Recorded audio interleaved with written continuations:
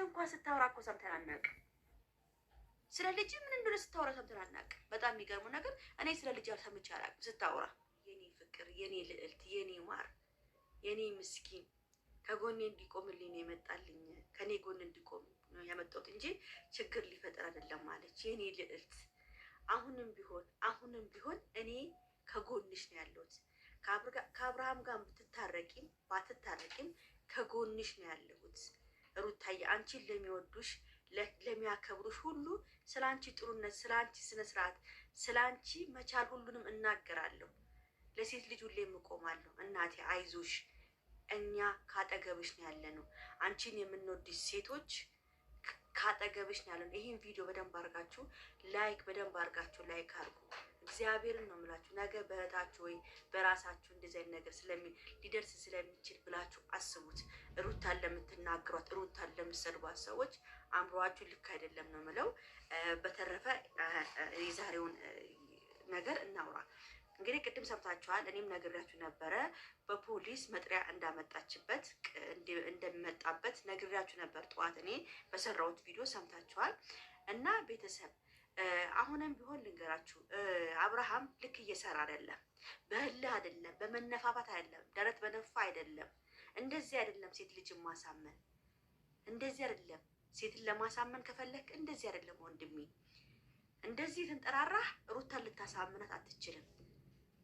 አሁን ሩታ እርጉዝ ሁና ያልተንከባከብካት፣ እርጉዝ ሁኗ እንደፈለገች የፈለገችውን ያማረችውን ሳታደርግ ከወለደች በኋላ ደህና ከሆነች በኋላ አንተ ብትንከባከባት ምን ዋጋ አለው? በአሁኑ ሰዓት ያልተንከባከባት፣ በአሁኑ ሰዓት ያላያት ምን ማለት ነው? ምን ማለት ለፍቺ ሲሆን ፈራክ? ምን ነው? እኔ እንድትፋቱ አልፈልግም፣ መቼም እንድትፋቱ አልፈልግም። ግን እቺም እኔ ምልህን በደንብ አድርገህ ስማ ወንድሜ። አንተ ሩታ በፊትም ብላል ለኔ ሩታ ኮቴዋ እርጥብ ነው እንዳልክ፣ አሁንም እርጥብ እንደሆነች ማወቅ አለብን። ሩታ ላንተ መነሻክ ነች። ገብቶሃል? ሩታ በጣም ምስኪን ነች። እኔ በጣም የምታሳዝነኝ ወይ ከቤተሰቦቿ አልሆነች ወይ ካንተ አልሆነች፣ በመሀል መቅረቷ ነው በጣም የሚያሳዝነኝ። እንግዲህ አብርሽ ከመጣው ሴት ጋር ሁሉ አብሮ መለጠፍ ነው እና እንግዲህ እቺ ሴት ሩታ የሱን ልጅ ነው አይደል በማህፀኗ ያዘችው።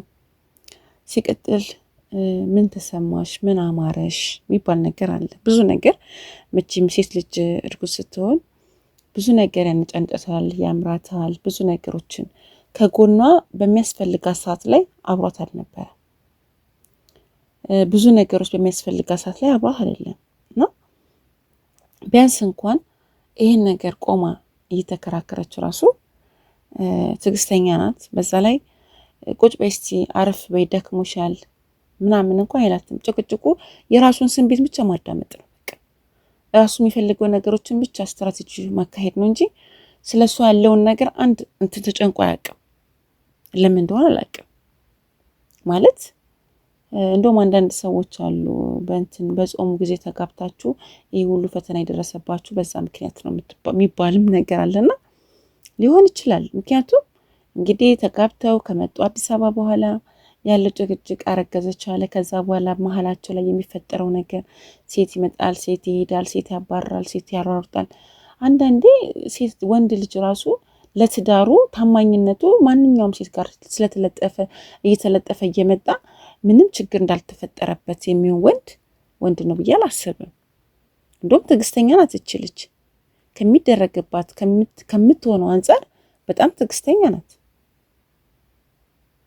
እና እንደዚህ አርግዛ 9 ወር በዚህ ሁኔታ ይህን ሁሉ ነገር መሸከም ማለት ከባድ ነው ቢገባው ማለት ነው።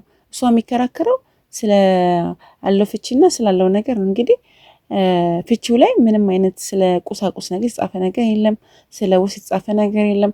በቃ ፈርምና ተገላገለኝ ነው። ምክንያቱም ይሄ ወራትን በሰላም ላሳርፍ፣ በቃ ልጄን በሰላም የምቀበልበት ቀናቶች እየመጡ ነው። ስለዚህ ሰዎች ጋርም ስለሌለ ነገሮችን ጨርሼ ልሂድ ነው እያለች ያለችውና ሌላ እንትን ውስጥ መግባት የለብህም። ምክንያቱም ለሷ ቦታና ጊዜ ቢኖርህ ኖሮ ከማንም ሴት ጋር ትለፋደድም ነበር። ማንኛውም በጠራህ ማንኛውም ሰው እንትን ባለ ቁጥር እዚህም እዛም የምትልበት ምንም ምክንያት የለህም። እና አንተ ትክክል ነኝ ብለህ በምታስበው መንገድ ብቻ ነው እየሄድክ ያለኸው። ምክንያቱም በእርግዝና ሰዓት ላይ በጣም አሰቃየሃት እኮ፣ በጣም ከባድ ነገር ያደረግከው። ይህንን ነገር እኮ ይህን ቪዲዮዎችህን እኮ ነገ ልጅህ አድጎ እኮ ያየዋል፣ እናትህ ምን ስታደርጋት እንደነበር። ሲጀመር ለሴት ልጅ ክብር ሊኖር ይገባል።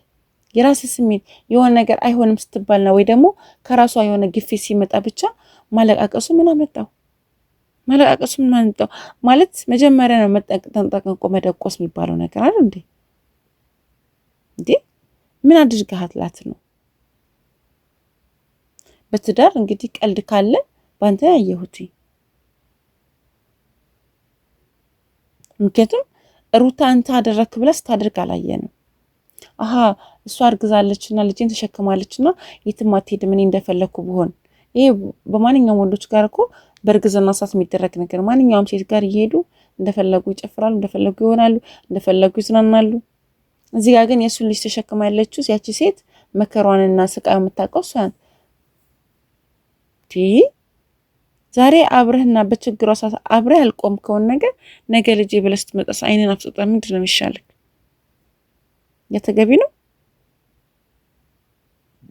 ስለዚህ በግድም ሊሆን አይችልም ትዳር። ምክንያቱም አንተ ከማንኛውም ሴት ጋር መሄድ መምጣት ስለሆነ ስራክ፣ እሷ ራሷን ጠብቃ ማድረግ ያለባትን ነገር ታድርግ ባይ ነኝ እኔ። እንደዛ አይመስለኝ። ምክንያቱም ካየሁት አንጻር በጥቂቱ እንኳን ማለት ትዕግስት፣ ከምንም በላይ ትዕግስት። ሴት ልጅ ትዕግስት ከታገሰች በኋላ ለሚመጣው ነገር ተሸካሚ አይደለችም። ጥላ ከሄደች በኋላ ተሸካሚ አይደለችም። ምንም አይመለከታትም። እና አንዳንድ ሰው ያው በስቅለቱና በጾሙ የተሰረቀ ሰርግ መቼም ሰላም አይኖረውም። ታይቶም ተሰምቶም ማይታወቅ ነገር ነው ያደረጋችሁት እና ይሄ ነገር የተፈጸመባችሁ የሚሉም ሰዎች አሉና ብቻ ያው መቼም እግዚአብሔር ነው ሁሉን አዋቂም ሁሉንም የሚያደርገውም እግዚአብሔር ነው። ትክክል ሰርቷል ማለትም አልችልም፣ ግን በጣም ከባድ ነው የሴት ልጅ ስሜት በዚህ ሰዓት፣ በእርግዝና ወቅት ደግሞ ስሜቱ በጣም በጣም ከባድ ነው። በጣም ከባድ ነው። እሱ ምንም ችግር የለበት፣ ምንም ችግር የለበት። እና ያውንም እንደ ሴት ከጎንሽ ነኝ። እንደ ሴት ለምታደርጊው ነገር ትክክል ነሽ ነው የምለው። ማንም ሴት ላይ ሲደርስባት እንደምታለቅሰው ሁሉ እንደምታዝነው ሁሉ በእውነት እኔም እንደ ሴት የተሰማኝን ነው የምነግርሽ። እውነት ልክ ነሽ። ሲጀመር አያስፈልግ ነገም እንደዚህ ሆኖ የሚያደርግሽ ከባድ ነገር ነው የሚፈጠረው። እና ለማንኛውም እግዚአብሔር ወዲሽን በጀርባሽም ብርሃን ታድርግልሽ። እግዚአብሔር እንግዲህ ካንቺ ጋር ይሁን። ለምታደርጊው ነገሮች በሙሉ እግዚአብሔር ፍጻሜ ያሳምርልሽ ነው የምለው።